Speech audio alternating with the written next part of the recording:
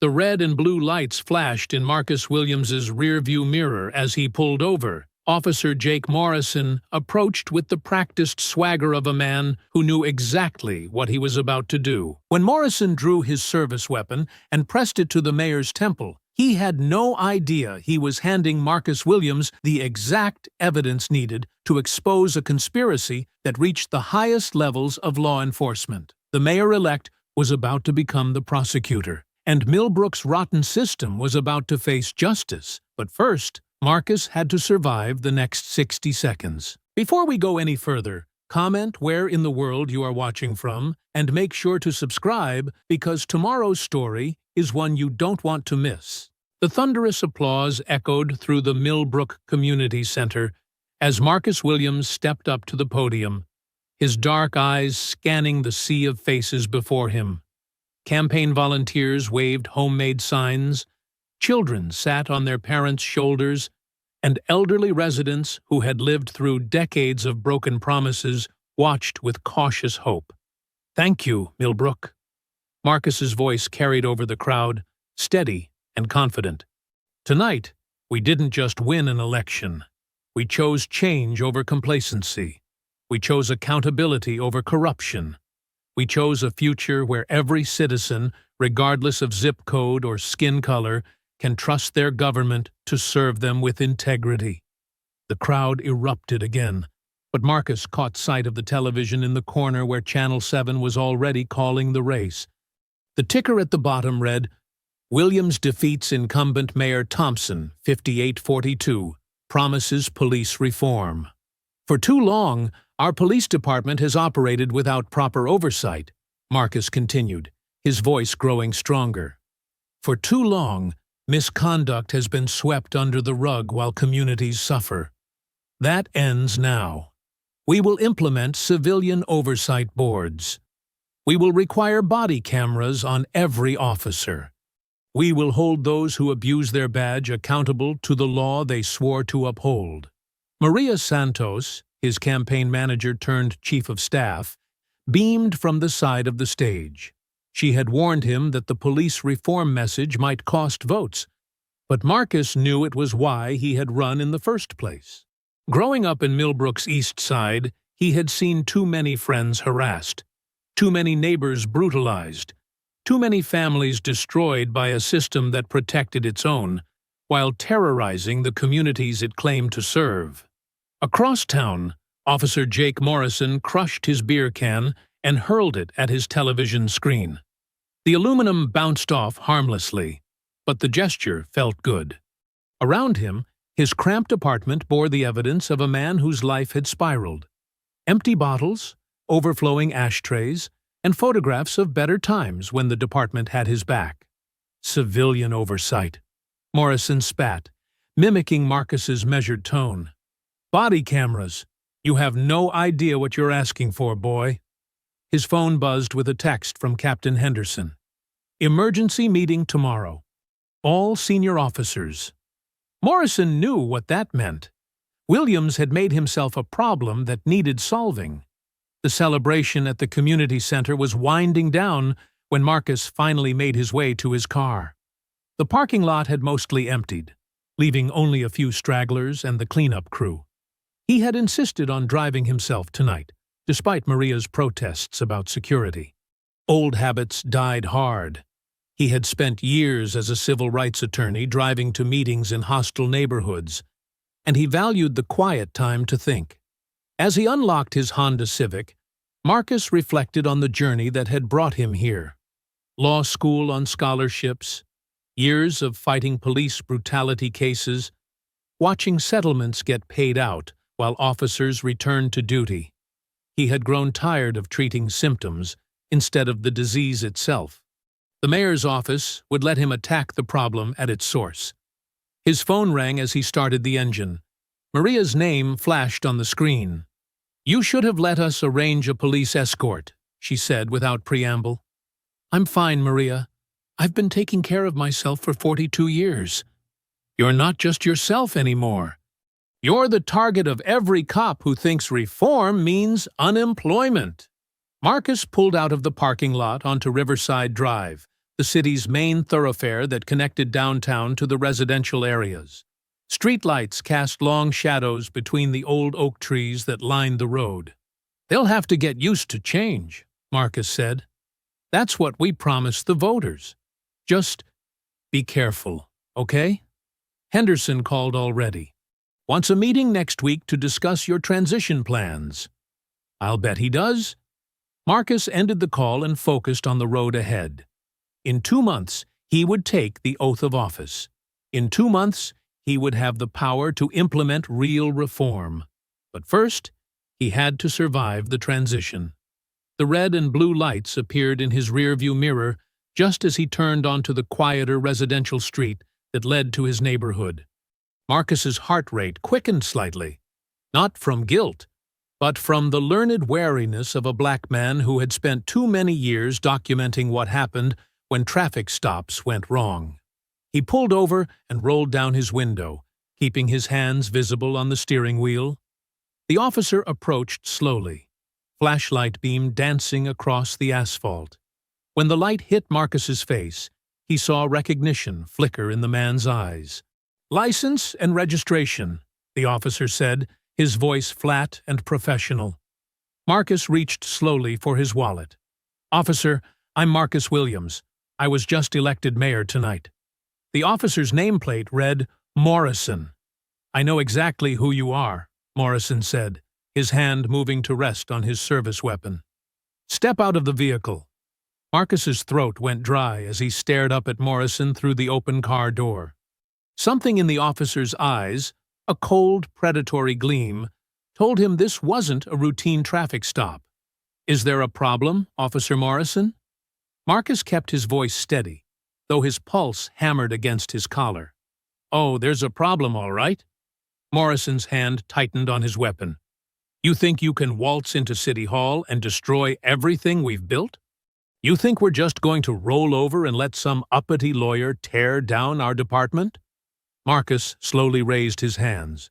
"I think there's been a misunderstanding. I'm not trying to destroy anything. I want to make our police department better. More accountable." "Accountable?" Morrison's voice cracked with rage. "You want to put cameras on us like we're criminals. You want civilians judging every split-second decision we make. You have no idea what it's like out there."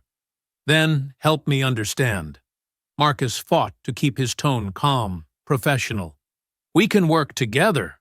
Morrison laughed, a harsh sound that echoed off the empty street. "Work together? With you? After what you did to Officer Reynolds in that brutality case? After you made us look like monsters on national television?" Marcus remembered the case, a teenager beaten so badly he'd needed reconstructive surgery. The settlement had been substantial, but Reynolds had kept his badge. Another symptom of the disease Marcus intended to cure. "Reynolds violated that boy's civil rights," Marcus said quietly. The video evidence was clear. The video showed a split second of a dangerous situation. It didn't show the weeks of dealing with gang violence, the threats against our families, Morrison stopped himself, breathing heavily. "You wouldn't understand. You've never worn the badge." "You're right. I haven't. But I've spent 15 years cleaning up the messes when officers like Reynolds crossed the line." Morrison's face twisted with hatred. "Officers like Reynolds? You mean officers like me?" The admission hung in the air between them like a loaded gun. Marcus felt the world narrow to this moment. This street. This man whose career depended on keeping the darkness hidden. "Officer Morrison, I think we should continue this conversation at the station with a supervisor present." "No." Morrison drew his service weapon in one smooth motion, pointing it directly at Marcus's head. "We're going to finish this conversation right here." Marcus's hands shot up higher, his body flooding with adrenaline. "Whoa, whoa! Put the gun down! Whatever you think I've done, whatever you're afraid I'm going to do, we can talk about this." "Afraid?" Morrison stepped closer, the barrel of his gun now inches from Marcus's temple. "I'm not afraid of you. I'm tired of you. Tired of lawyers like you making our jobs impossible. Tired of bleeding hearts who think criminals deserve more protection than the officers trying to keep the peace. Please, Marcus whispered, feeling the cold metal against his skin. I have a family.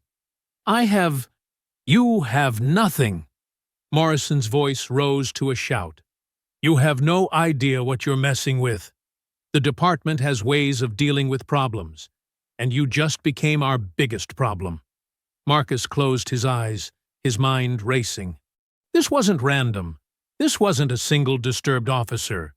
Morrison had used the word we. This was organized, planned. How many others were involved? How deep did this go? The voters chose me, Marcus said, opening his eyes to meet Morrison's gaze. They chose change. You can't stop that by killing me. Watch me. Morrison's finger began to tighten on the trigger, and something snapped inside Marcus. 15 years of fighting for justice, of watching corrupt officers walk free while their victims suffered, of promising voters he would make things better. It all crystallized into a single moment of clarity. He would not die on his knees. As Morrison's finger began to squeeze, Marcus lunged sideways and upward, his left hand grabbing for the gun while his right drove toward Morrison's throat. The weapon discharged harmlessly into the air as both men crashed to the ground. You should have minded your own business, Morrison grunted, trying to maintain control of his weapon as they rolled across the rough asphalt. Marcus got his hands around Morrison's wrist, fighting desperately to keep the gun pointed away from both of them. Morrison was older but heavier, his police training evident in the way he tried to regain the advantage. But Marcus had desperation on his side, and the lean strength of someone who had never stopped fighting for what he believed in. This isn't over, Morrison wheezed as they continued to struggle. There are others. We won't let you destroy everything. The confession sent ice through Marcus's veins even as he fought for his life. Others. This was bigger than one racist cop with a grudge. This was a conspiracy, and he had just painted a target on his back that wouldn't disappear even if he survived the next few minutes. Marcus slammed Morrison's gun hand against the pavement, fighting to dislodge the weapon. The older officer threw a vicious elbow that caught Marcus in the ribs, sending sharp pain through his chest.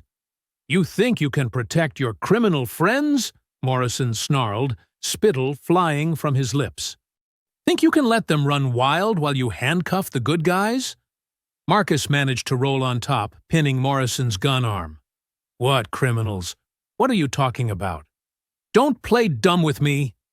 Morrison bucked upward, nearly throwing Marcus off. Every drug dealer, every gangbanger who walks free, because bleeding hearts like you think they're misunderstood.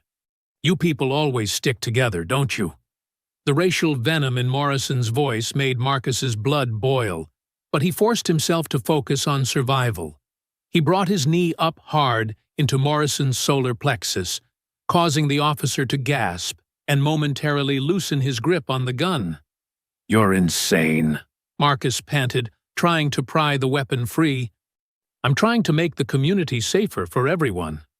Morrison's free hand found Marcus's throat, thick fingers squeezing. Safer? You want to tie our hands while animals roam the streets?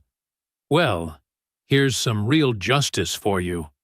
With a surge of strength born from desperation, Marcus broke Morrison's chokehold and drove his fist into the officer's nose. Blood spurted as cartilage cracked, and Morrison's grip on the gun finally loosened enough for Marcus to knock it away into the darkness. You broke my nose, Morrison roared, blood streaming down his face. You're going to pay for that, boy. Marcus scrambled backward as Morrison lunged at him, the officer's face a mask of rage and blood. They crashed into Marcus's car, Morrison's hands reaching for Marcus's throat again. 23 years on the force, Morrison gasped as they grappled. 23 years keeping scum like you in line, and now you want to put me under a microscope? Make me the bad guy. Marcus managed to get behind Morrison, his arms snaking around the officer's thick neck. "You are the bad guy. You just tried to execute me. Should have minded your own business," Morrison wheezed, clawing at Marcus's arm. "Should have stayed in your law office, filing your pretty papers." Marcus tightened his grip, cutting off Morrison's air supply. The officer's struggles grew more frantic, then gradually weaker as consciousness began to slip away. "There are others," Morrison whispered, with his last breath of awareness. "You can't stop all of us." When Morrison finally went limp, Marcus released him and stumbled backward, his hands shaking as he checked for a pulse. Still alive, still breathing, but unconscious. Marcus looked around wildly, his lawyer's mind finally catching up to the reality of his situation. He had just assaulted a police officer, or defended himself from an attempted assassination. But who would believe his version? Morrison's words echoed in his mind. There are others. This wasn't the desperate act of one unhinged cop. This was organized. He retrieved Morrison's gun with a shaking hand, ejected the clip, and scattered the bullets into the storm drain. The weapon itself he wiped clean and tossed into the bushes where it couldn't be easily found. Then he ran back to his car, his mind reeling with implications. As he drove away, leaving Morrison unconscious on the empty street, Marcus realized the full scope of what he faced. How many others were involved? How high did this conspiracy reach? Captain Henderson had called for an emergency meeting. Was he part of it too? What about the other senior officers? His hands trembled on the steering wheel as the adrenaline began to fade, replaced by a cold understanding of his isolation. He couldn't call 911. What if the dispatcher was connected to Morrison's allies? He couldn't trust the police department to investigate fairly. He couldn't even be sure his own security detail wouldn't be compromised once he took office. For the first time since law school, Marcus Williams felt truly afraid. Not just for his life, but for everything he had worked to achieve. The voters had given him a mandate for change, but change required staying alive long enough to implement it. He pulled into his driveway and sat in the darkness, trying to process what had just happened. Morrison's blood was still under his fingernails. His ribs ached from the elbow strike. His throat burned where the officer had tried to choke him. But Marcus was alive, and Morrison's conspiracy was exposed, even if only to him. Now he had to figure out how to survive long enough to bring justice to those who thought they were above the law. The mayor-elect had just learned that his real education was about to begin. Marcus sat in his car outside his house for 20 minutes, watching shadows for movement that wasn't there. Every car that passed made his heart race. Every neighbor walking their dog could be a threat. When he finally worked up the courage to go inside, he triple-checked the locks and drew every curtain in the house. His reflection in the bathroom mirror told the story. Torn shirt, scraped knuckles, a bruise forming on his throat where Morrison had tried to choke him. The face looking back wasn't the confident mayor-elect who had addressed supporters just hours ago. This was a man who had narrowly escaped execution. "Think, Marcus," he whispered to himself, running cold water over his bloodied hands. Morrison said there were others. Who? How many? How do you fight an enemy you can't identify? He couldn't call the police. That much was obvious. But he also couldn't simply wait for the next attempt. Morrison's failure would buy him time, but not much. They would regroup, plan better, maybe send someone more competent next time. Marcus pulled out his phone and scrolled through his contacts, looking for someone, anyone, he could trust with this information. His finger hovered over Maria Santos's name. She had been with his campaign from the beginning, had access to his schedule, knew all his routines. But Morrison's conspiracy could reach anywhere. How could he be sure she wasn't involved? Meanwhile, 3 miles away, Jake Morrison was regaining consciousness on the cold asphalt, his head pounding and his throat raw. Blood from his broken nose had dried into a crusty mask across his face. He struggled to his feet, swaying slightly as the world spun around him. That little... Morrison touched his nose gingerly and winced. The pain brought clarity, and with it, panic. Williams was alive. Williams had escaped. And worst of all, Williams now knew about the conspiracy. Morrison stumbled to where his patrol car sat abandoned, engine still running. His gun was gone. Williams must have taken it or hidden it. His radio crackled with routine dispatches, the normal rhythm of police work, continuing as if his world hadn't just collapsed. He needed to call Captain Henderson immediately, but not over the radio.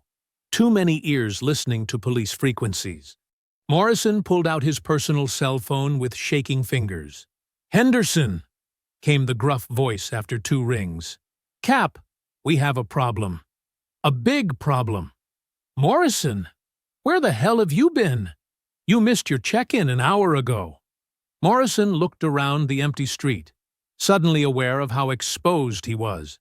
"I need to see you. Tonight, not at the station." "What happened?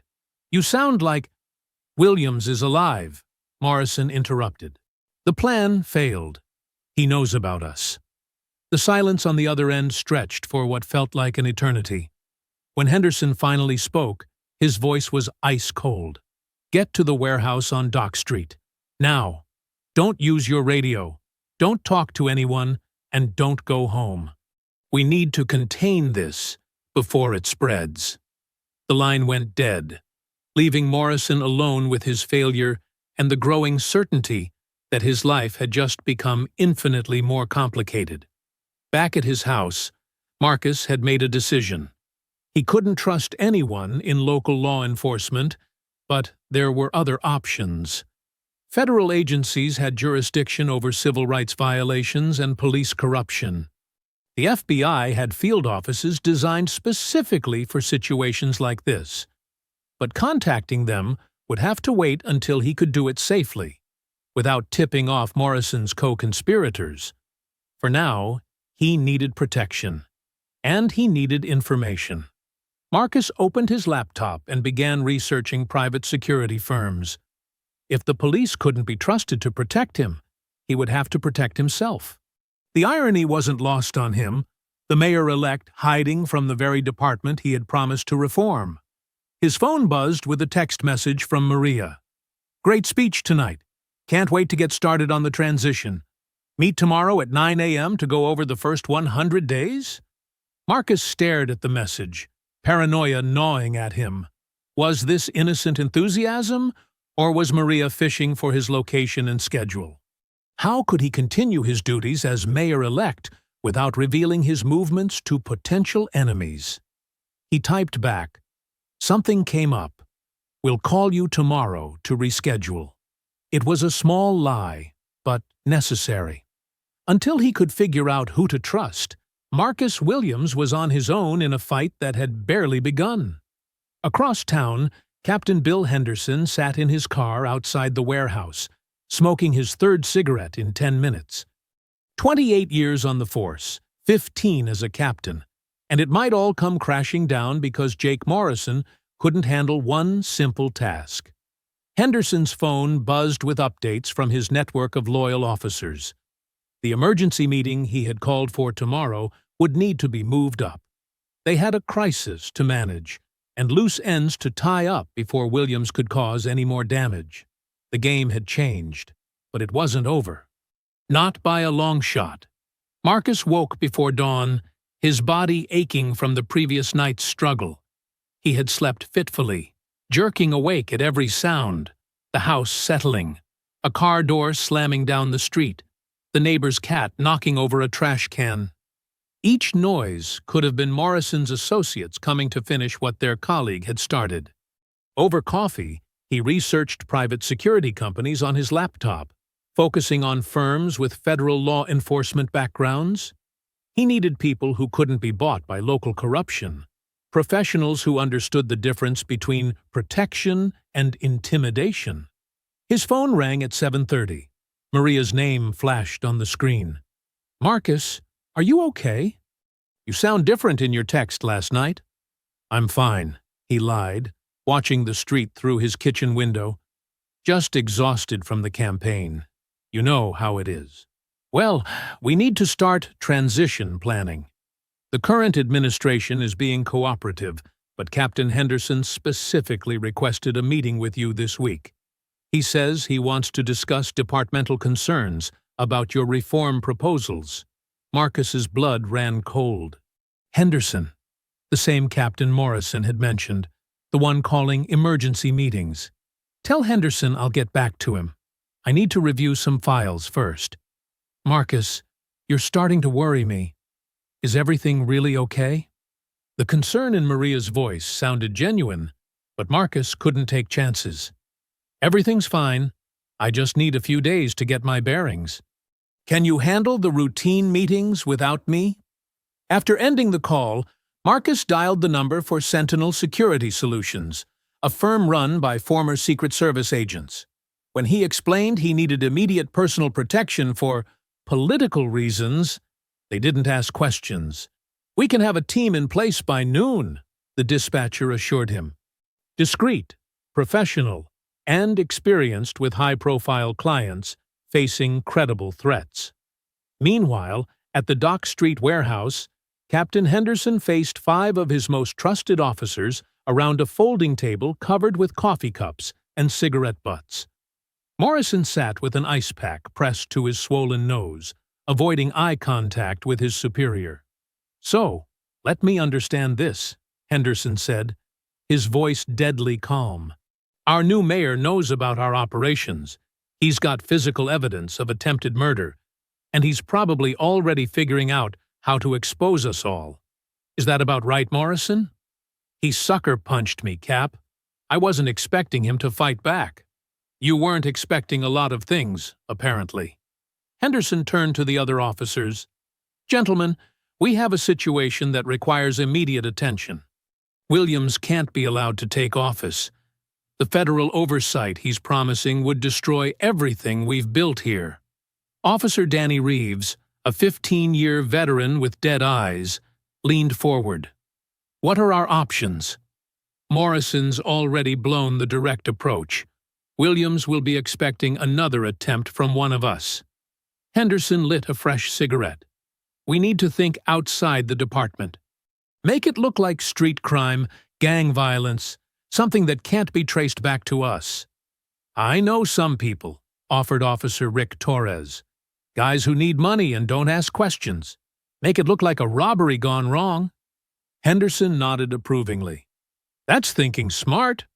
Williams probably thinks he's safe now, maybe getting cocky. But he doesn't understand how deep this goes.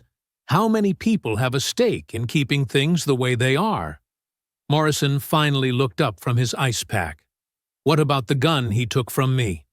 "Report it stolen from your personal vehicle," Henderson replied. "File the report today.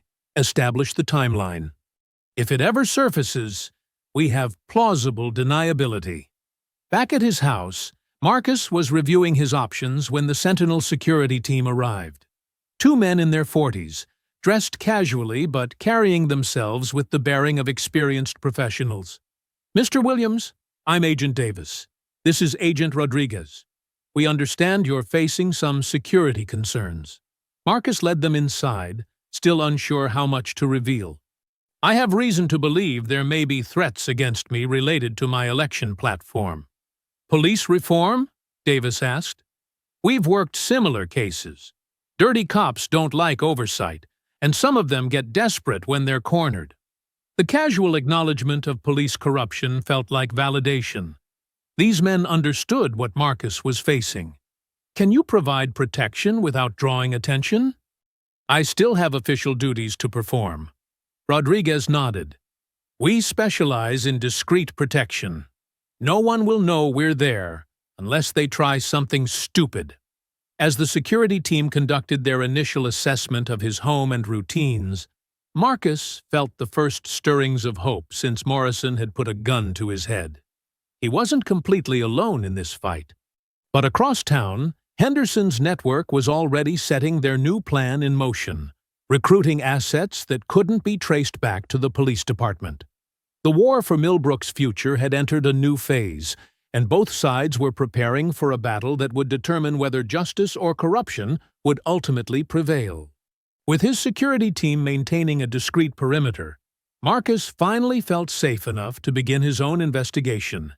He started with public records, using his attorney credentials to access court documents and financial filings that might reveal the scope of police corruption in Millbrook. What he found in the basement archives of the courthouse made his stomach turn. "Jesus," he muttered, spreading files across a table in the empty records room. Over time, reports showed officers claiming impossible hours, some logging 30-hour shifts that would have been physically impossible. Evidence locker inventories had discrepancies worth hundreds of thousands of dollars. Civil settlements for police misconduct had cost the city over $2 million in the past 3 years alone. But most damning were the arrest records showing a pattern of cases being dropped or evidence mysteriously disappearing, always involving the same group of officers. Morrison's name appeared frequently, along with Henderson, Torres, and 3 others Marcus didn't recognize. His phone buzzed with a text from Agent Davis. "Possible tail on your location. Gray sedan, 2 occupants. Stay inside until we give all clear." Marcus's hands tightened on the documents. They had found him already. 20 minutes later, Davis called. "False alarm. Just paranoid citizens wondering why there's extra security at the courthouse. But we did notice some interesting radio chatter on police frequencies. Someone's been asking about your whereabouts." "Any idea who?" "Negative, but we're monitoring the situation." "How much longer do you need?" Marcus looked at the mountain of evidence still to review. "Give me 1 more hour. This is bigger than I thought." Meanwhile, across town at Rosario's bar, Officer Rick Torres was having a very different kind of meeting. The bar was nearly empty at 3 in the afternoon, just Torres and 2 men who looked like they'd rather be anywhere else. 5,000, Torres said, sliding an envelope across the scarred wooden table. "Half now, half when it's done." The taller of the 2 men, a gaunt figure with prison tattoos covering his forearms, shook his head. "For a mayor? That's heat we don't need, man. Make it 10. 7.5, Torres countered. "And it needs to look like a robbery. Guy drives a Honda Civic, lives alone, minimal security. Should be easy money." The shorter man, stockier with nervous eyes, leaned forward. "What kind of minimal security? You didn't mention security." Torres waved dismissively. "Probably just an alarm system. Rich guy like that, he's not expecting real trouble. Just make sure you take his wallet, watch, whatever. Make it look convincing." "When?" the tall man asked. "Tonight would be good. He's been staying home. Probably thinks he's safe. Hit him when he's walking to his car." The 2 criminals exchanged glances. 7,500 was more money than they'd seen in months.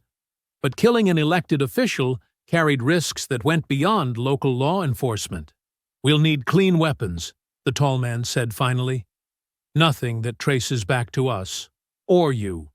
Already taken care of." Torres slid another package across the table. "Untraceable. Just remember, robbery gone wrong. Nothing political about it." Back at the courthouse, Marcus had uncovered something that made everything else pale in comparison. A series of evidence room entries that corresponded exactly with major drug arrests that had later been dismissed on technicalities. Someone was stealing confiscated drugs and selling them back onto the streets, then using their position to ensure the original dealers walked free. "My God," he whispered, photographing the documents with his phone. "They're not just corrupt. They're running their own drug operation." His phone rang. Maria's name on the display. "Marcus, where are you?" I've been trying to reach you all day. Channel 7 wants to do a follow-up interview about your first 100 days, and the city council is asking about transition meetings. I'm working on something important. Can you stall them? Stall them? Marcus, you're the mayor-elect. You can't just disappear when people need answers. The frustration in Maria's voice was genuine, and Marcus felt a pang of guilt. She was right. His responsibilities didn't stop because corrupt cops were trying to kill him. But how could he explain without putting her in danger? "Give me until tomorrow," he said. "I promise I'll have answers then." "Answers about what?" "Marcus, you're scaring me. If something's wrong, I need to know." Marcus looked at the evidence spread before him, proof of a conspiracy that reached deep into the police department, involving drug trafficking, evidence tampering, and now attempted murder. Maria deserved to know what she was walking into, but knowledge would make her a target too. "Tomorrow," he repeated. "I'll explain everything tomorrow." As Marcus gathered his evidence and prepared to leave the courthouse, he didn't notice the gray sedan that had been circling the block for the past hour, its occupants studying the building's exits and making plans for the evening ahead. The war between corruption and justice was about to claim its first civilian casualties. Marcus sat in his living room at 10 o'clock that night. The evidence from the courthouse spread across his coffee table like pieces of a nightmare puzzle. Agent Davis stood by the window, watching the street through a gap in the curtains. "You should eat something," Davis said without turning around. "When's the last time you had a real meal?" Marcus couldn't remember. Food felt irrelevant when every breath might be his last. "I keep thinking maybe I should just withdraw from office. Tell people I've had a family emergency or health issues. Let someone else deal with this mess." "Is that what you want to do?" "I want to live long enough to see my next birthday." Marcus picked up a photograph showing evidence room discrepancies. "But if I walk away, nothing changes. These guys keep selling drugs, planting evidence, beating people who can't fight back. The voters trusted me to fix this." Davis finally turned from the window. "In my experience, the people who step up when things get dangerous are usually the same ones who never wanted the job in the first place. The ones who do it because someone has to." Marcus's phone buzzed with another text from Maria. "Are you okay? I'm worried about you. Please, call me." He stared at the message, torn between his need for help and his fear of putting her in danger. Maria had been his closest advisor throughout the campaign, the one person who understood his vision for reform. She deserved to know what she was walking into. But knowledge was dangerous. Morrison's conspiracy had already tried to kill him once. What would they do to someone helping him expose their crimes? "I need to make a call," Marcus said, stepping into the kitchen for privacy. Maria answered on the first ring. "Marcus, thank God. I've been going crazy wondering what's happening. Can you come over? There's something I need to tell you, but not over the phone." "Is this about the police reform stuff? Because if the department is pushing back harder than expected, just come over, please. And Maria? Don't tell anyone where you're going." An hour later, Maria Santos sat across from Marcus in his living room, her face pale as she absorbed what he had told her. The evidence files were spread between them, and Agent Davis had retreated to the kitchen to give them privacy. "My God, Marcus, they tried to kill you. They actually put a gun to your head. The question is, what do I do now? I can't govern a city when half the police department wants me dead. But if I step down, they win. The corruption continues. People keep getting hurt." Maria leaned forward, her voice intense. "You can't step down. Do you understand what message that sends? That anyone who tries to fight corruption can be intimidated into quitting? That reform is impossible? Easy for you to say. You're not the one they're trying to assassinate." "No, but I'm the one who's been working toward this moment for 2 years. We didn't run this campaign so you could hide in your house with bodyguards." Maria's eyes flashed with anger. The Marcus Williams I know doesn't run from a fight, especially when the stakes are this high. Marcus felt something shift inside him, a spark of the determination that had carried him through law school, through years of civil rights cases, through a grueling campaign. Maria was right. Running away would betray everyone who had voted for change. If I stay, they'll keep trying to kill me. If you help me, they might come after you too. Then we better make sure we get them first. The conviction in her voice reminded Marcus why he had chosen her as his chief of staff. Maria Santos had grown up in the same neighborhoods he had seen the same injustices. She understood what was at stake. Okay, Marcus said, feeling resolve crystallize in his chest. We do this together. But we do it smart. No more working alone. No more keeping secrets from each other. Agreed. What's our first move? Marcus looked at the evidence spread across his table. We need federal help. The FBI has jurisdiction over police corruption cases, but we need to contact them carefully. Make sure word doesn't leak back to Henderson's people. Meanwhile, across town, Jake Morrison was having his own moment of doubt. He sat in his pickup truck outside a 24-hour diner, staring at his reflection in the rearview mirror. His nose was taped and bandaged, purple bruises spreading under both eyes. Henderson had given him clear orders: lay low, file the stolen gun report, and wait for the civilian contractors to finish what he couldn't. But Morrison kept thinking about Williams's words during their struggle. You are the bad guy. 23 years on the force. Morrison had joined because he wanted to help people, to make a difference. When had that changed? When had he become someone who tried to execute an elected official in cold blood? His phone buzzed with a text from Henderson. Contractors are in position. Should be over soon. Morrison stared at the message, his finger hovering over the reply button. He could still stop this. He could call Williams, warn him, maybe even testify against Henderson's network in exchange for a lighter sentence. But then he thought about prison, about what happened to ex-cops behind bars, about losing his pension, his house, everything he had worked for. Morrison deleted the message without replying and drove home, telling himself that Williams had brought this on himself. Some choices, once made, couldn't be undone. The next morning, Marcus and Maria drove to a coffee shop 30 miles outside Millbrook, their route carefully planned to avoid police patrol areas. Agent Rodriguez followed in a separate vehicle, while Davis maintained watch at Marcus's house, a deception designed to make anyone monitoring believe the mayor-elect was still at home. You're sure about this FBI contact? Maria asked, as they parked behind the small cafe in Riverside Township. Rebecca Torres has a reputation for going after corrupt cops. If anyone will take this seriously, it's her. Marcus gathered the copied evidence files from his briefcase. The key is making contact without alerting Henderson's network. Inside the cafe, Marcus used a burner phone to call the FBI field office. After being transferred twice, he finally reached Agent Torres. Agent Torres, this is Marcus Williams, the mayor-elect of Millbrook.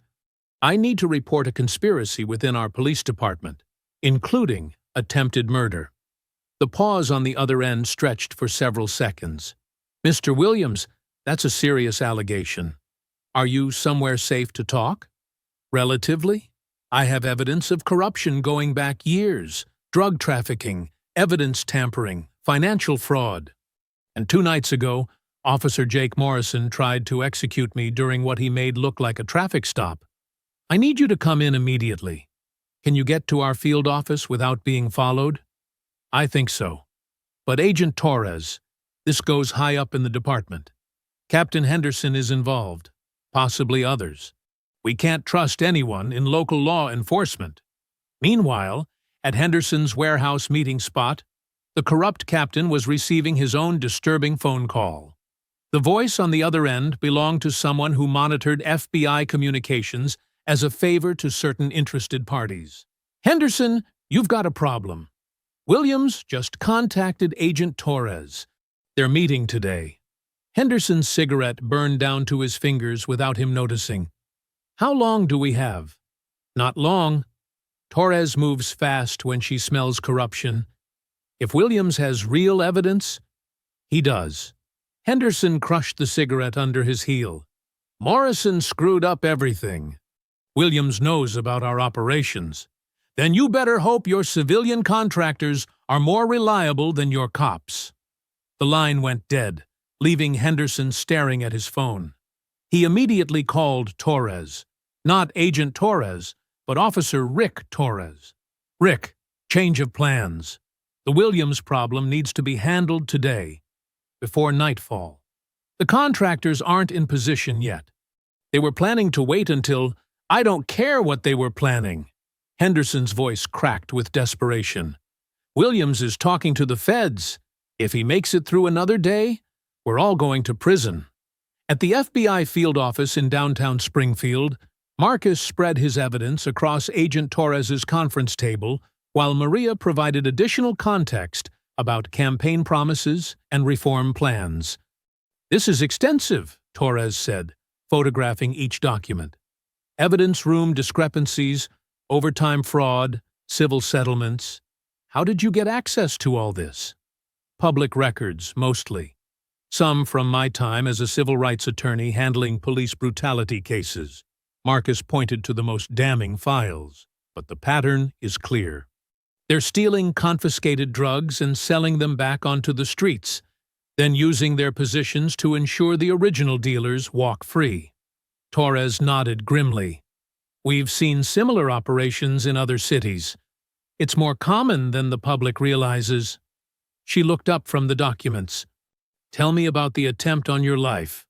Marcus recounted the encounter with Morrison, from the fake traffic stop to the struggle that ended with the officer unconscious on the street. And you're certain he said there were others involved? His exact words were, "There are others. We won't let you destroy everything." Then he mentioned that the department has ways of dealing with problems. Torres made notes on a legal pad. We'll need to move quickly. If Henderson suspects federal involvement, he might try to destroy evidence or eliminate witnesses. What kind of protection can you provide? Maria asked. We can coordinate with your private security, add some of our own people. But Mr. Williams, you need to understand. If you proceed with this, there's no going back. These people have already tried to kill you once. Federal investigation will make them even more desperate. Marcus looked at Maria, then back at Torres. If I don't proceed, they keep destroying lives. They keep selling drugs in neighborhoods where children play. They keep beating people who can't fight back. He straightened in his chair. I didn't run for mayor to play it safe. Torres smiled for the first time since they'd arrived. Good. Because we're going to need you to keep acting normal while we build our case. Can you handle that? Define normal, Marcus said, because nothing about this situation feels normal. At that moment, across town, Henderson's hired contractors were conducting their final surveillance of Marcus's house. They had no idea their target was 40 miles away, cooperating with federal agents who were about to turn their world upside down. The tall man with prison tattoos adjusted his grip on the untraceable pistol. Remember, make it look like a robbery. In and out, quick and clean. His partner nodded nervously. What if those security guys are around? Then we improvise. 7,500 buys a lot of motivation. They didn't know it yet, but they were about to become the final pieces of evidence Agent Torres needed to bring down Henderson's entire network. Agent Torres worked quickly once Marcus and Maria left her office. Within 2 hours, she had assembled a task force of agents who specialized in police corruption cases and coordinated with the U.S. Attorney's Office to begin preparing federal charges. We need surveillance on Henderson, Morrison, and the other officers Williams identified, Torres told her team. Full electronic monitoring, phones, computers, financial records. And I want protective surveillance on Williams around the clock. Agent Kevin Walsh, a veteran of similar cases, raised his hand. What about the private security Williams already has in place? We coordinate with them, but don't rely on them. If Henderson's people are planning another attempt, it could come fast and hard. Torres pulled up building schematics on her computer. Williams's house is too exposed. We need to move him to a safe location. Meanwhile, Marcus was driving back to Millbrook with Maria, both of them feeling cautiously optimistic for the first time in days. Torres seems competent, Maria said. Professional. Like she's handled this kind of thing before. The question is whether we can stay alive long enough for her to build a case. Marcus checked his mirrors for the third time in 5 minutes. Henderson has to know we're getting close. Desperate people make dangerous choices. As if summoned by his words, Marcus's phone rang. The caller ID showed a number he didn't recognize. Williams, he answered cautiously. Mr. Mayor-elect, this is Captain Henderson. I think it's time we had a conversation. Marcus felt his blood turn to ice. He gestured frantically to Maria, who immediately began recording the call on her phone. Captain Henderson, what can I do for you? You can stop making accusations against good officers. Officer Morrison filed a report this morning claiming you assaulted him and stole his service weapon. That's a serious crime, Mr. Williams. Morrison pulled a gun on me and tried to kill me. I defended myself. Henderson's laugh was cold and humorless. That's not how the report reads. And without witnesses or evidence to support your version, it's your word against a decorated officer with 23 years of service. Marcus gripped the phone tighter. What do you want, Henderson? I want you to understand the situation you're in. You're making enemies of people who've dedicated their lives to keeping this city safe. That's not smart for someone who's about to depend on police protection. The threat was clear, even if carefully worded. Marcus looked at Maria, who was pale but still recording. Are you threatening me, Captain? I'm educating you about political reality.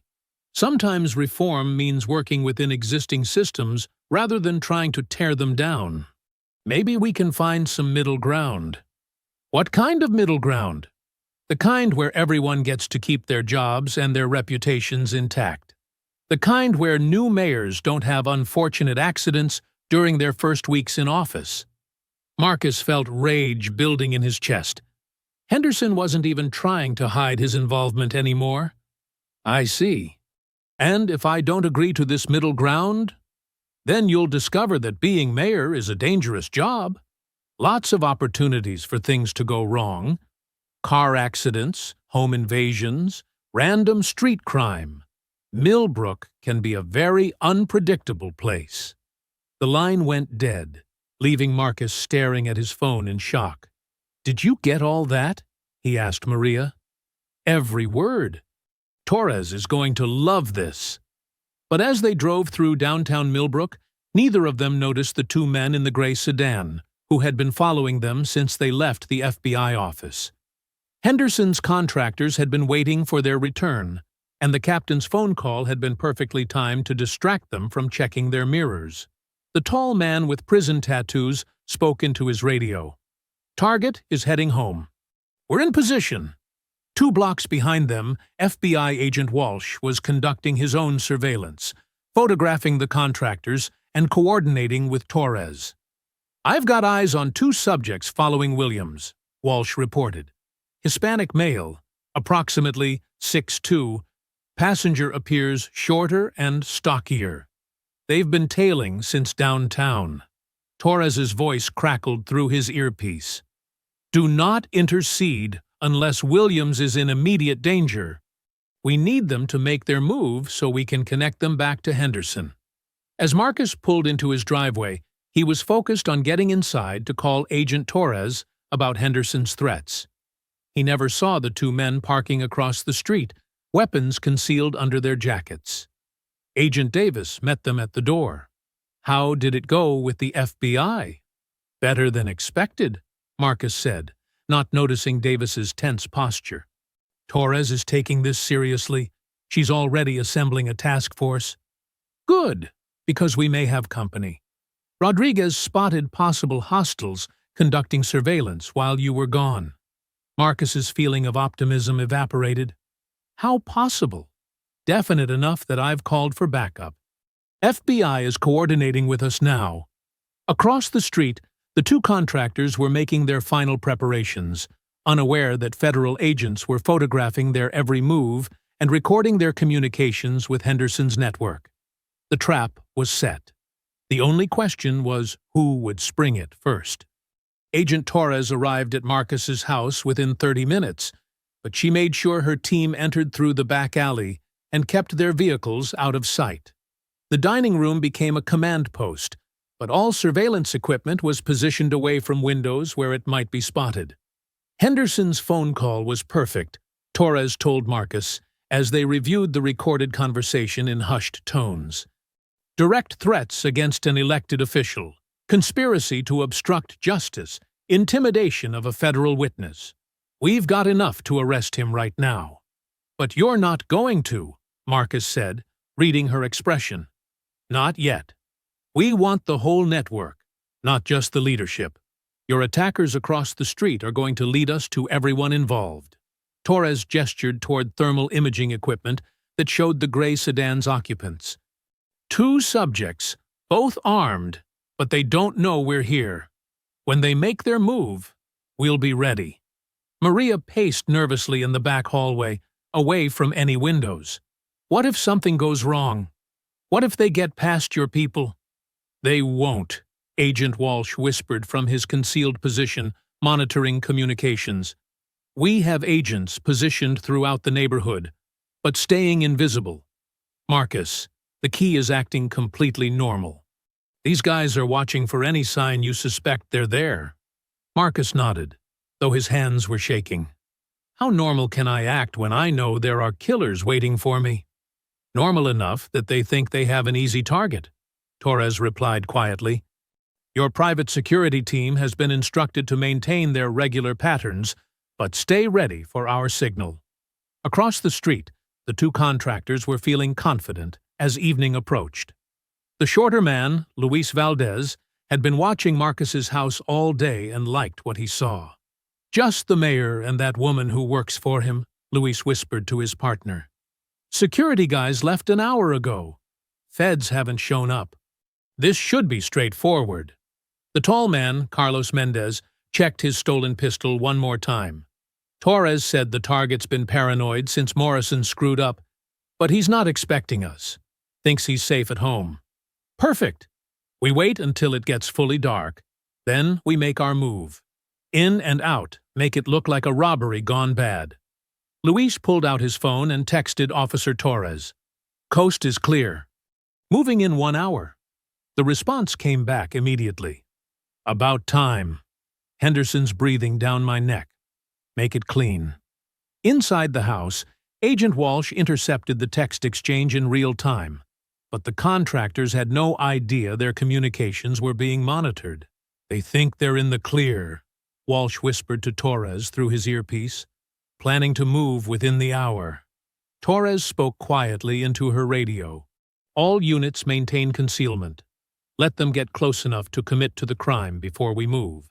Marcus tried to go through normal evening routines, making dinner, watching the news, but every sound made him jump. When a neighbor's dog barked, he instinctively ducked below the window line. You're doing fine, Maria whispered, though her own voice was tight with anxiety. Just remember, Torres's people are everywhere. You're not really alone. Tell that to my nervous system, Marcus replied, forcing himself to sit back down on the couch, where he would be visible through the front window. As darkness settled over the neighborhood, Carlos and Luis conducted their final equipment check. Both men carried untraceable weapons provided by Officer Torres. Both believed they were about to commit a simple assassination disguised as a home invasion. Neither realized that federal agents had been photographing and recording their every move for hours, building an airtight case that would connect them directly back to Henderson's conspiracy. Remember the plan. Carlos whispered, as they prepared to leave their car. "Front door. Make it look like a break-in. Take his wallet and watch to sell the robbery angle. 2 shots. Center mass. Then we're gone." "What about the woman?" "Witnesses or complications. No witnesses, no problems."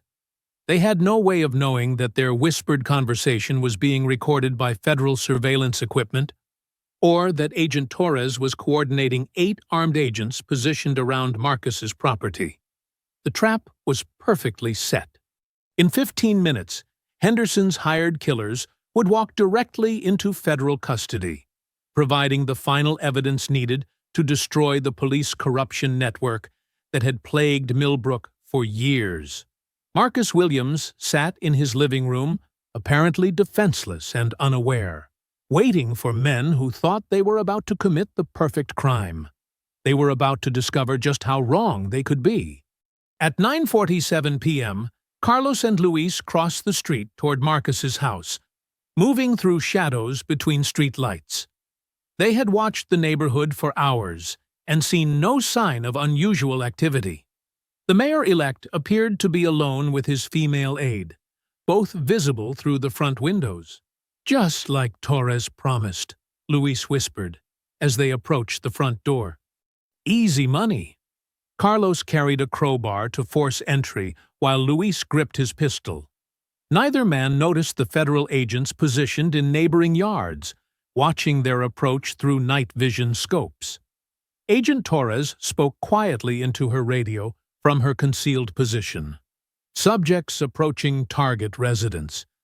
All units hold position until they commit to entry." Inside the house, Marcus sat frozen on his couch, watching the shadows move across his front yard.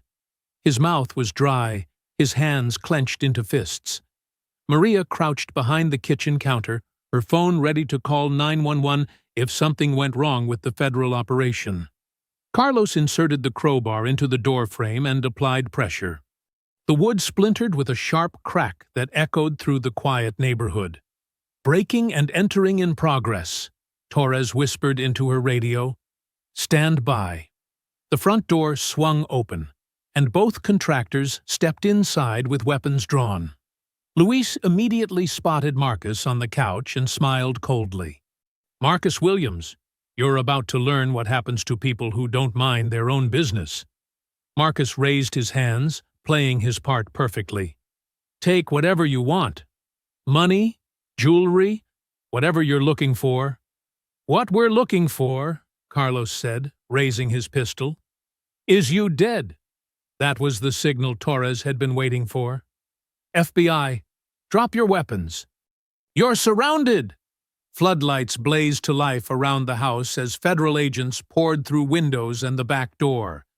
Carlos and Luis spun in shock, suddenly finding themselves facing 8 armed federal agents with assault rifles. "Drop the weapons now!" Agent Walsh shouted, his rifle trained on Carlos. Carlos immediately threw his pistol to the floor and raised his hands. "Don't shoot! We surrender!" But Luis hesitated, his mind racing. Before accepting this job, he had made Officer Torres promise that if something went wrong, the corrupt cop would make sure Luis's 8-year-old daughter received his share of the payment. Torres had agreed, even put it in writing. Now, surrounded by federal agents, Luis realized Torres had lied about everything else. Why would he keep that promise? "Luis, drop the weapon," Torres commanded. Instead, Luis turned his pistol toward Marcus. If he was going to prison anyway, he might as well complete the job.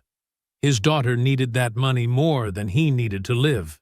"For Isabella," he whispered, and pulled the trigger. Agent Walsh's rifle cracked a split second later. Luis's shot went wide, punching through the wall behind Marcus's head as the federal agent's bullet struck Luis center mass. The contractor collapsed to the floor, his weapon clattering across the hardwood. "Suspect down. Medical assistance required." Torres barked into her radio while agents secured Carlos, who was sobbing and begging not to be shot. Marcus remained frozen on the couch, his ears ringing from the gunshots, unable to process that he was still alive. Maria rushed from the kitchen and threw her arms around him. "It's over," she whispered. "Marcus, it's over." But Agent Torres was already coordinating the next phase of the operation. With Carlos in custody and Luis wounded but alive, they had living witnesses who could testify against Henderson's network. "Get me Captain Henderson on the phone," Torres told Agent Walsh as paramedics worked on Luis. "Tell him we have his contractors in custody, and they're very eager to make a deal." Carlos, handcuffed on the floor, looked up at Torres with desperate eyes. "I'll tell you everything. Henderson hired us through Officer Torres. They paid us to kill Williams and make it look like a robbery. I have text messages, recordings, everything." Marcus finally found his voice. "Henderson did this?" "Henderson, Morrison, Officer Torres, and at least 3 others we know about," Torres replied. "But thanks to tonight, we're going to get them all." Outside, Luis was being loaded into an ambulance while crime scene technicians began processing evidence. The gray sedan would be impounded, searched, and connected back to the police corruption network through forensic evidence. Within hours of the contractor's arrest, Captain Henderson launched a desperate counterattack.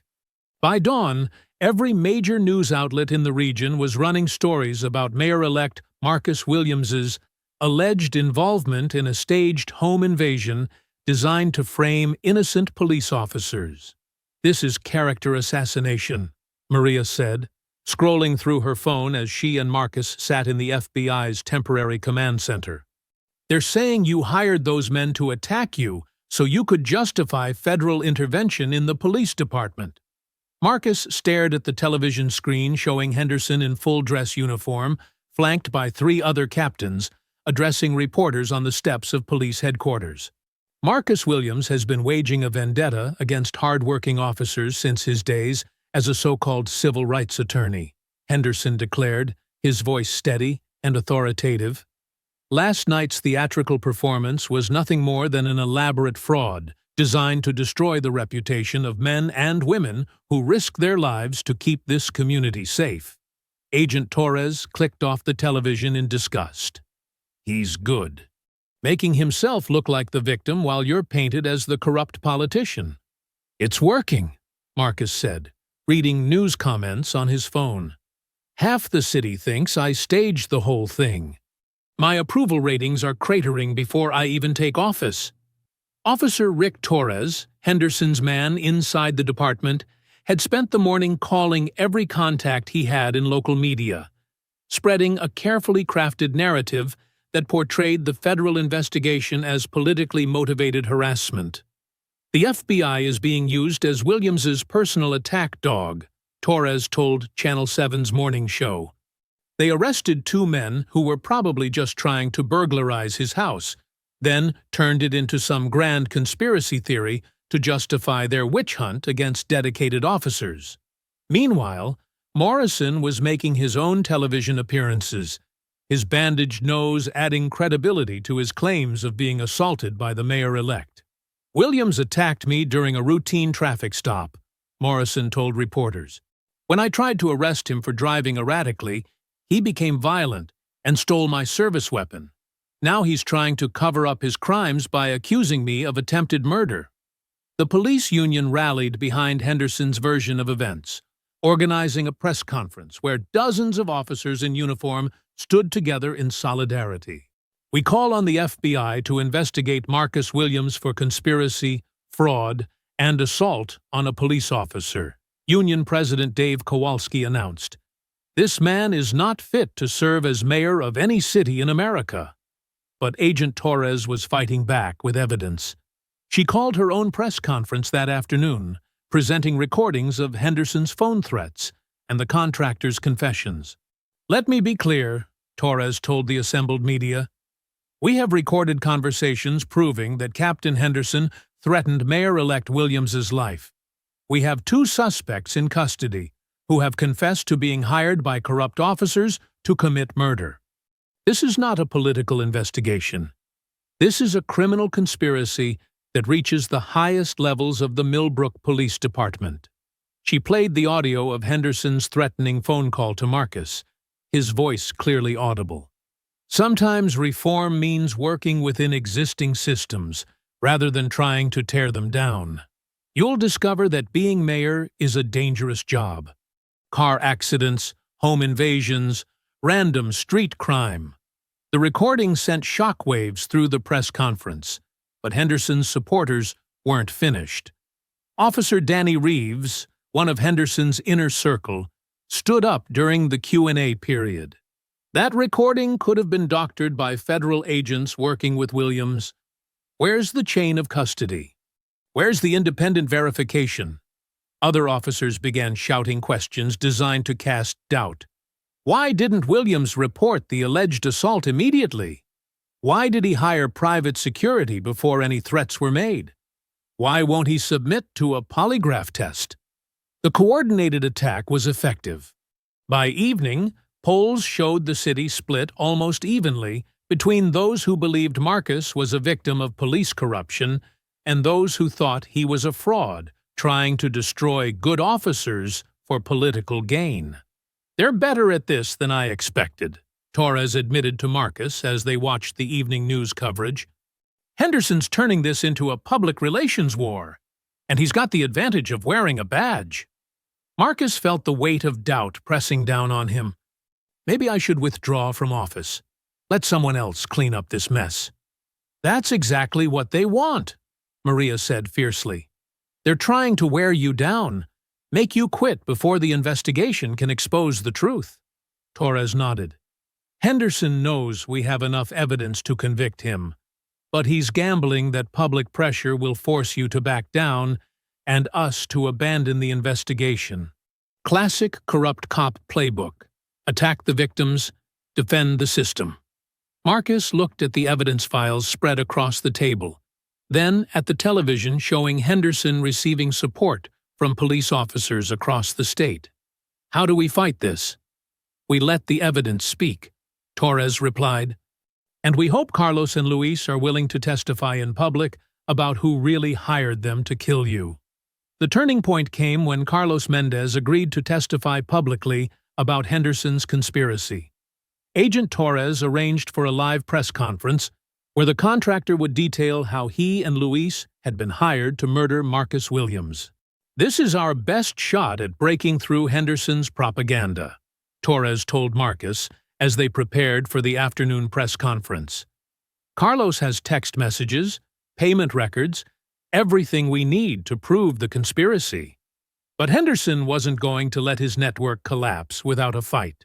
"We can't let that scumbag testify," Henderson told his remaining loyal officers during an emergency meeting at the warehouse. "Once he starts talking on live television, it's over for all of us." Officer Danny Reeves leaned forward across the table. "What are you suggesting, Cap?" "I'm suggesting that Carlos Mendez is a dangerous criminal who might try to escape federal custody. Accidents happen during prisoner transport. Morrison, despite his public denials, was growing increasingly uncomfortable with how far they were willing to go. Henderson, we're talking about killing a federal witness. That's not police work, that's survival." Henderson slammed his fist on the table. "You think they're going to stop with us? Once the feds take down this department, they'll use it as a model to go after cops everywhere. We're fighting for every officer in America." Officer Rick Torres nodded grimly. "The transport route from the federal building to the courthouse is predictable. There's a stretch on Highway 9 where we could make it look like an accident." At that moment, Marcus was reviewing Carlos's testimony with Agent Torres when her phone rang with an urgent call from the federal marshal's office. "Agent Torres, we've intercepted police radio chatter about the prisoner transport. Multiple units requesting information about Mendez's route to the courthouse." Torres's face went pale. "They're planning to hit the transport. We need to change the route immediately." "Already done," the marshal replied. "But Torres, this is escalating beyond simple corruption. These officers are talking about eliminating federal witnesses. That's domestic terrorism." Marcus overheard the conversation, and felt his stomach drop. They're going to try to kill Carlos to prevent him from testifying? It looks that way. Henderson's network is more desperate than we realized. Torres began making calls to coordinate additional security. We need to move the press conference to a secure location. But Henderson's people were already in motion. Officer Reeves had positioned himself along the original transport route, armed and ready to stage what would look like a tragic accident during prisoner transport. When the federal marshal's convoy failed to appear at the expected time, Reeves realized their plan had been compromised. He radioed Henderson immediately. "They changed the route, Cap. Mendez isn't coming this way." Henderson's voice crackled with rage over the radio. "Then we go to the source. If we can't stop the witness, we stop the investigation." Marcus was at the federal building, preparing for Carlos's testimony, when Agent Walsh burst in with alarming news. "We've got multiple police units converging on this location." 15 officers, all from Henderson's network, claiming they're responding to a bomb threat. Torres immediately understood the implications. They're creating a pretext to storm the building. In the confusion, they could claim Marcus was killed by unknown assailants. "Can they do that?" Maria asked, her voice tight with fear. "They're about to try," Torres replied, coordinating with federal security. "This building is federal property. Any assault on it is a federal crime, but that won't matter if they succeed in eliminating witnesses." Outside, Henderson's convoy of police vehicles surrounded the federal building. The captain stepped out of his cruiser wearing full tactical gear, addressing his officers through a bullhorn. "We have credible intelligence of a bomb threat against this federal facility. Our duty is to ensure public safety, even if federal agents try to obstruct our investigation." Agent Torres watched from a window as Henderson's forces took positions around the building. "He's lost his mind. Attacking a federal building with witnesses inside. This isn't corruption anymore. It's rebellion." Marcus stood beside her, watching the armed officers outside. "What happens now?" "Now we find out whether justice is stronger than corruption," Torres replied, speaking into her radio to coordinate with FBI tactical teams. "Because Henderson just declared war on the federal government." The siege of the federal building was about to begin, with Marcus Williams caught in the middle of a battle that would determine whether the rule of law could survive against organized police corruption. The standoff lasted 6 hours, but Henderson's rebellion collapsed when FBI tactical teams arrived from 3 neighboring states. The corrupt captain and his officers found themselves surrounded by federal agents who vastly outnumbered and outgunned them. "Captain Henderson, this is Agent Torres. You're surrounded by federal agents. Order your officers to stand down immediately." Henderson stood behind his patrol car, radio in hand, watching FBI snipers take positions on nearby rooftops. His 28-year career was ending in a federal standoff that would make national headlines. "This isn't over, Torres," Henderson shouted back. "You think you can destroy an entire police department over the word of criminals and corrupt politicians? It's over, Henderson. Your officers are already surrendering." Indeed, most of Henderson's support was melting away as officers realized they were facing federal charges for assaulting a government building. Morrison was the first to throw down his weapon and walk toward federal agents with his hands raised. "I surrender," Morrison called out. "I want to make a deal." Within minutes, Henderson stood alone as his entire network abandoned him. Officer Danny Reeves, Rick Torres, and the others all laid down their weapons and submitted to federal arrest. "You're all cowards," Henderson screamed at his former allies. "We could have fought this together."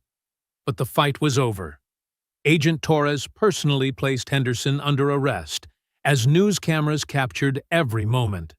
"William Henderson, you're under arrest for conspiracy to commit murder, civil rights violations, drug trafficking, evidence tampering, and assault on a federal facility," Torres announced for the cameras. "You have the right to remain silent." Henderson's arrest broke the dam. Within days, Morrison and 6 other officers were providing detailed testimony about years of corruption, drug trafficking, and brutality. The evidence warehouse Torres had promised became reality as financial records, communication logs, and witness statements painted a comprehensive picture of systematic police corruption. Carlos Mendez testified before a federal grand jury, describing in detail how Henderson's network had hired him and Luis to murder Marcus Williams. His testimony, combined with recorded phone calls and financial evidence, resulted in federal indictments against 11 officers. The corruption in the Millbrook Police Department represents one of the most extensive cases of organized police criminality in modern American history, U.S. Attorney Janet Richardson announced at a press conference. These officers betrayed their oaths, violated citizens' rights, and attempted to murder an elected official to protect their criminal enterprise. Marcus Williams was finally sworn in as mayor 6 weeks later, in a ceremony held at the federal courthouse under heavy security. Agent Torres attended the inauguration, watching as Marcus delivered his first official speech as mayor. Today, we begin the work of rebuilding trust between our community and law enforcement, Marcus told the assembled crowd. With federal oversight and new accountability measures, we will create a police department that serves all citizens with integrity and respect. The reforms Marcus implemented were comprehensive. Every officer was required to wear body cameras. A civilian oversight board gained real power to investigate misconduct complaints. The police budget was restructured to emphasize community policing over military-style equipment. Most importantly, Marcus hired Agent Torres as Millbrook's new chief of police after her retirement from the FBI. The community deserves leadership they can trust, Marcus explained to reporters. Rebecca Torres has spent her career fighting police corruption. She's exactly what this department needs. Henderson and his co-conspirators received sentences ranging from 15 to 30 years in federal prison. Morrison, who cooperated fully with the investigation, received 12 years. The contractors, Carlos and Luis, received reduced sentences in exchange for their testimony. Maria Santos was sworn in as deputy mayor, helping Marcus navigate the complex work of rebuilding a city's faith in its government. "We did it," she told Marcus on their first day in the renovated mayor's office. "We actually did it." Marcus looked out his window at the city he now led, a city where police officers would finally be held accountable for their actions. "No," he replied. "We started it. Real reform takes years, maybe decades, but at least now we have the foundation to build something better." 6 months later, Marcus Williams stood at the podium in Millbrook's renovated community center, addressing a crowd that looked very different from his election night gathering. This audience included police officers in the new department uniforms, community leaders who had been skeptical of reform, and families who had been victims of the old system's brutality. "When I ran for mayor, I promised accountability," Marcus said, his voice carrying the confidence of someone who had survived assassination attempts and emerged stronger. "I promised transparency. I promised that our police department would serve everyone in this community with equal respect and dignity." Chief Rebecca Torres sat in the front row, wearing the badge she had earned through decades of fighting corruption. The transformation of the Millbrook Police Department under her leadership had exceeded even Marcus's expectations. "The numbers speak for themselves," Marcus continued, gesturing to a presentation screen behind him. "Excessive force complaints are down 70%. Community trust in law enforcement has increased by 60%. And most importantly, crime rates have dropped to their lowest levels in 20 years. The applause was genuine, coming from people who had watched their city transform from a place where corrupt cops operated with impunity to one where officers were held to the highest standards. After the presentation, Marcus walked through the community center, shaking hands with residents who approached him with gratitude and hope instead of fear and suspicion. "Mayor Williams," said Mrs. Rodriguez, an elderly woman whose grandson had been beaten by Morrison 3 years earlier. "I never thought I'd live to see the day when I could trust a police officer again. But yesterday, Officer Johnson helped my neighbor when her car broke down. He was kind, respectful. That's how it should be." Marcus smiled, remembering the fear in her eyes during his campaign visits to her neighborhood. "That's how it will be from now on, Mrs. Rodriguez. We've built something that will last." Later that evening, Marcus and Maria sat in his office reviewing the latest crime statistics and community feedback reports. The walls were decorated with awards the city had received for innovative police reform, including recognition from the Department of Justice as a model program for other municipalities. "Channel 7 wants to do a follow-up story," Maria said, scrolling through her phone. 6 months after the corruption scandal, how has Millbrook changed? They want to interview some of the officers who testified against Henderson. "Set it up," Marcus replied. "The more transparency, the better. People need to see that change is possible." His phone buzzed with a text message from Agent Torres, now Chief Torres. The message included a photo from the Police Academy graduation ceremony that morning, showing 12 new officers taking their oath of service. "New recruits sworn in today," the text read. "All passed extensive background checks and psychological evaluations. The future of policing in Millbrook looks bright." Marcus looked out his office window at the city he had fought to save. Streetlights illuminated neighborhoods where children could play without fear, where residents called police when they needed help instead of avoiding them at all costs. Henderson was serving his 30-year sentence in federal prison, his appeals exhausted. Morrison had been denied parole and would serve at least 10 more years. The other corrupt officers had scattered to various federal facilities across the country, their careers and reputations destroyed. But Marcus didn't dwell on their punishment. He focused on the future, on police officers who wore body cameras not because they were forced to, but because they understood accountability protected both citizens and good cops. On a community that was healing from decades of institutional trauma. On young people who might actually consider law enforcement as a noble profession again. "You know what I'm proudest of?" Marcus asked Maria as they prepared to leave for the evening. "The fact that you survived assassination attempts and still managed to implement every campaign promise?" Marcus shook his head. "I'm proud that next year, when we have new mayoral elections, the biggest issue won't be police corruption. It'll be normal political stuff. Budgets, infrastructure, education. That's what a healthy democracy looks like." As they walked out of City Hall together, Marcus Williams reflected on the journey that had brought him from that terrifying night when Morrison put a gun to his head to this moment of genuine civic transformation. The mayor-elect, who had once fought for his life in a dark street, was now the mayor who had proven that courage, persistence, and federal backup could triumph over even the most entrenched corruption. Millbrook was finally the city its residents deserved, a place where justice wasn't just a word on courthouse walls, but a living reality in every neighborhood, protected by officers who truly served and protected all citizens equally. I hope you enjoyed that story. Please like the video and subscribe so that you do not miss out on the next one. In the meantime, I have handpicked 2 stories for you that I think you will enjoy.